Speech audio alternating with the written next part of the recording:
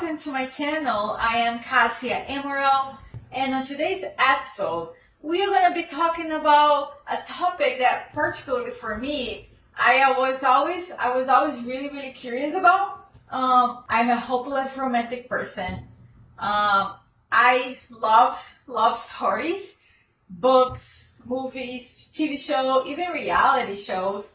I watch them all. I read them all. I am a big fan of the idea of the magic concept of falling in love and finding your true soulmate or twin flame. So thinking about that, I decided to make an episode to talk about the concept of soulmates and twin flames, duality since ancient times to today's, and also how those ideas of twin flames, soulmates appears in literature. So we're going to be talking about some classic books that's going to be showing these love stories and how the author put it out in the world, this idea of love that we do today is always so interesting on not just learning about, but feeling it, experiencing it. So if you're interested about this, please like this video, subscribe to my channel. I'm starting this channel now, so it's a long way ahead of me. So your like, your comments, your subscription will help me so much to keep producing content. Alright, let's dive directly into it.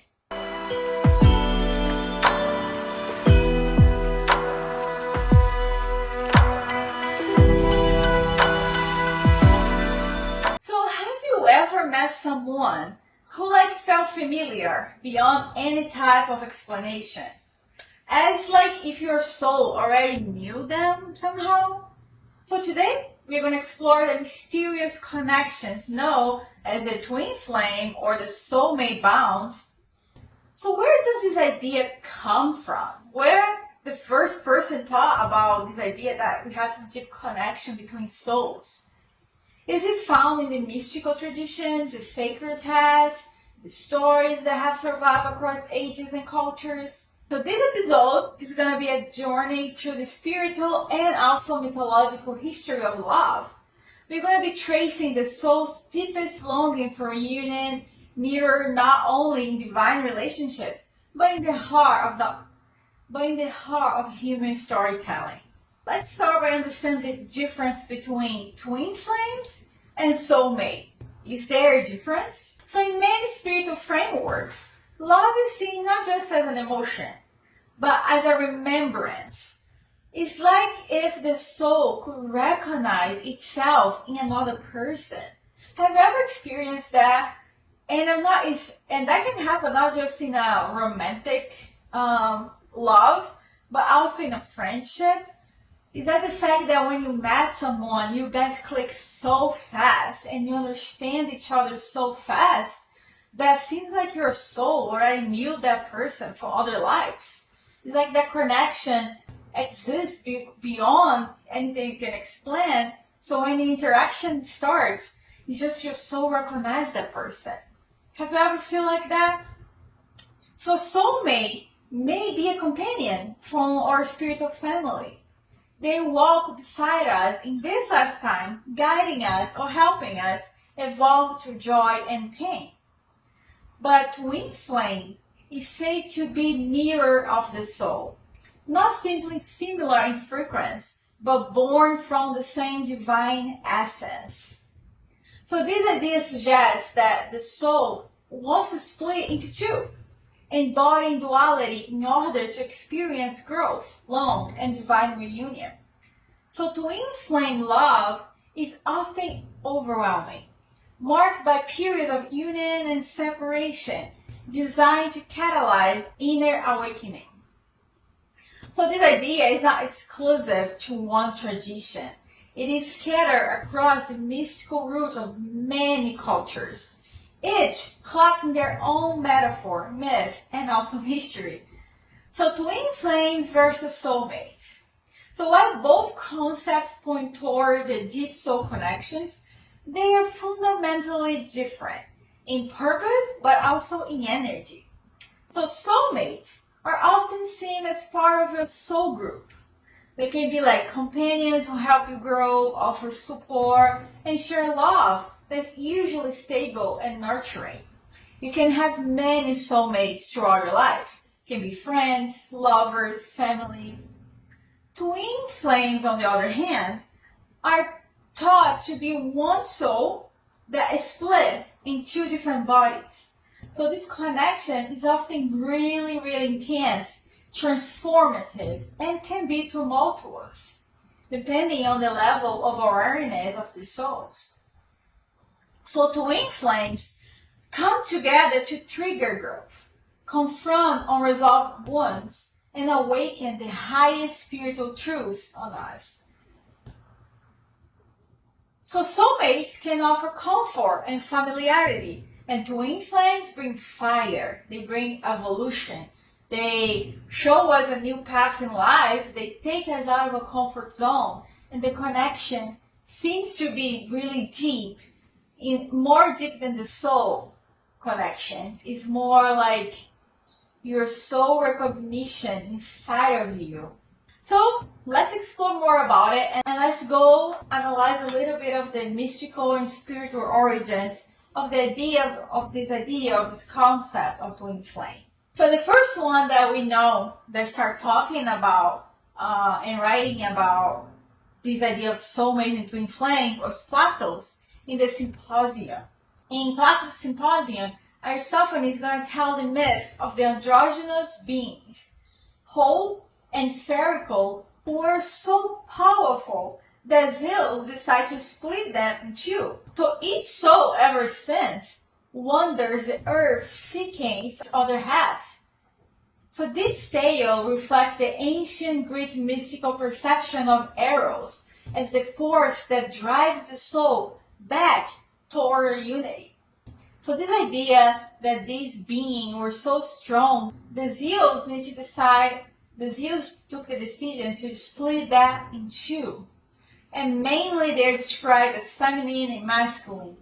So these souls are divided into two, and then they incarnate in different bodies. So these souls are always looking for each other, trying to find the other half. And this is basically the idea that we have today, that we are always missing some kind of connection.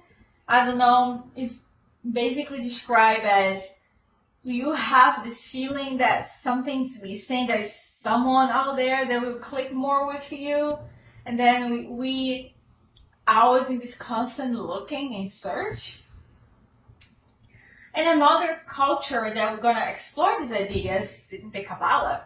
So in Jewish mysticism, particularly the Kabbalah, the soul is created as one, but is often divided into masculine and feminine aspects before birth. So this separation is not a punishment, it's just an opportunity. So through the meeting and merging of these aspects, the soul completes its tukon, that is a rectification and then return to the divine balance. So twin souls, according to the Kabbalah, come together not only for love, but to aid in cosmic repair. Their union becomes a sacred service. So according to these traditions, the souls are divided for them to give them an opportunity to grow, to learn. And then when they reunite together, they reunite not just for the human concept of love, but this cosmic concept of sacred divine service. Because they are explored, they are evolved, and then they can come together as one. Hinduism is also going to explore this concept when they talk about Shiva and Parvati as Ardhanarishvara, where a god who is half male, half female, expressing the eternal union of Purusha, consciousness, and Prakriti, nature. So this form is not symbolic of romantic union alone, but of the universal balance that twin flames strive to rediscover.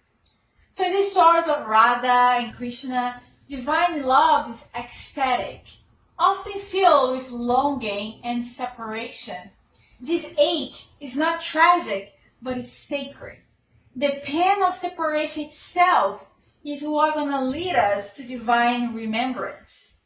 So it's not a punishment.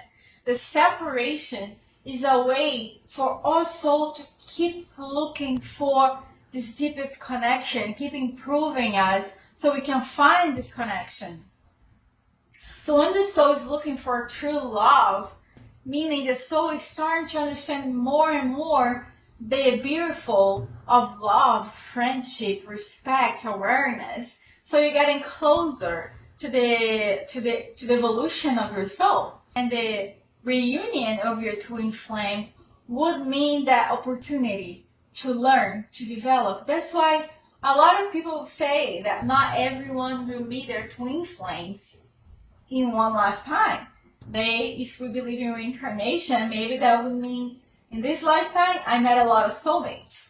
But in my next life, if I had opportunity, I can meet my twin flame and reunite again. So all of that will depend on our development and the twin flame development and how our balance and frequency are in the same level to reunite again. So that's why it's a journey that can go through multiple lives. In the Upanishad, the Brihadanariaka Upanishad is going to tell us being alone, the self had no delight. Therefore, it divided itself in two. So again, the idea that the soul was divided in two. So this division led to the creation of all beings on earth. So the desire to reunite is woven into the fabric of our own existence.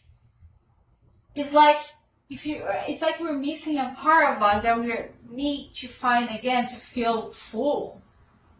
So love, in this sense, becomes a spiritual path, not to another person, but back to the self. And that's a really interesting aspect of this conversation, is that if the soul was once one and end up being divided, to explore, to have more chance of exploring and learning. So when you want to find your true love, or when you want to find your twin flame, we are talking about spiritual journey where you want to reunite as one again with yourself, with the self that is not Cassia, that is not you that is watching, is the true self beyond the ego, the true consciousness. So finding your twin flame is like going back to your essence. That's why the connection can be so powerful, because mean awareness, mean spiritual journey, mean being open and to grow. And we can see this discussion in mysticism and pagan views, like oracles and divine pairings in ancient Greek. The Oracle of Delphi often spoke of divine pairings. Priestesses in trance would describe the soul's destiny and its eternal companions. Even in astrology, synastry charts were used to divine soul-level bounds, a celestial equal of the twin flames. In Druidic lore, the soul was seen as moving through a spiral of lifetimes. Two souls might travel together, meeting across incarnations, bound by a sacred contract. Alankara, or soul friend, was a Celtic term for a person with whom you share spiritual intimacy. We are talking about spiritual intimacy. So this friend or lover could awaken your inner world, and some believe it was preordained by the stars. In Egypt myth, the story of Isis and Osiris tells of a love that defied death itself. After Osiris murdered and dismembered, Isis reassembles his body and resurrects him long enough to conceive their son. So this is divine love in its fiercest form, not defined by earthly permanence, but by eternal recognition and purpose. Different religious or really spiritual traditions are always talking about this longing that our soul have to connect with the other half of us and bring this spiritual awareness in fulfillment. This is also going to be present in literature, Because literature is how we express ourselves on this earth. Art, in general, is a way for us to express ourselves. But my favorite expression is definitely literature, definitely stories. So let's see how different authors are going to explore this longing that our soul have for true love and true connection. Because that's the thing. True love sometimes means having a true connection with somebody else. And particularly, I feel like that's such a hard thing to find. When you feel like you connect to somebody in a soul level, not just you respect them, you love them, you admire them, but it's something beyond all of that. It's when you guys don't even need to talk to understand each other. It's when the love you have in your heart goes beyond any desire of owning the person, any desire of minimizing the person. It's a love that makes the other person free, just be happy. And that's hard for us in your ego condition to truly understand. So true love is not about possessing jealousy and owning the person, but it's letting the person free. And you have the true desire to see them happy, even if sometimes it's not with you. Even if sometimes that spiritual is going to say they need to go through their own journey. That's hard. But that can be the idea of true love that for us is still really hard to understand. So classic literature has long explored the mythical and transformative power of love. These stories are not just romantic. They often echo the spiritual teachings of divine union, ego death, and soul recognition. So the first one I would like to talk about is Dante and Beatrice and the Divine Comedy. Dante Alighieri met Beatrice only a few times, yet she became his muse and his spiritual ideal. In the Divine Comedy, Beatrice is not a love interest in the conventional sense. She is his guide to the divine, representing grace, divine wisdom, and the soul's potential. So the literary scholar Teodolinda Barolini described Beatrice as the embodiment of divine illumination. Through her, Dante ascends beyond hell and purgatory into paradise. This journey is less about earthly love and much more about the beloved as a bridge to transcendence. In Goosebumps, the title character makes a pact with the devil for knowledge and pleasure. He's going to meet Gretchen, an innocent young woman whose love transforms and ultimately redeems him. Through tragic, their relationship represents a spiritual trial where love exposes both the darkness but also the potential for salvation. Professor Walter Kaufman sees Gretchen as a mirror of false inner conflict, a catalyst that reveal his soul's longing for truth beneath any type of desire. It's like this character is looking so much for the real truth that he mistake that for desire and not making this pact. But Gretchen comes bringing him the truth about his own emotions, about himself. So he goes to this tragic journey to understand that path. And that's what sometimes twin flames is going to do to us. It's going to take us from our comfort zone, look deeply ourselves like a mirror, inviting us to take out the masks and see who we really are and who we want to be. So for example, Catherine in Heathcliff in Wuthering Heights by Emily Bront. So in Emily Bront novels, he's going to portray a wild, almost metaphysical bond between Catherine and Heathcliff. Catherine famously says, "I am Heathcliff."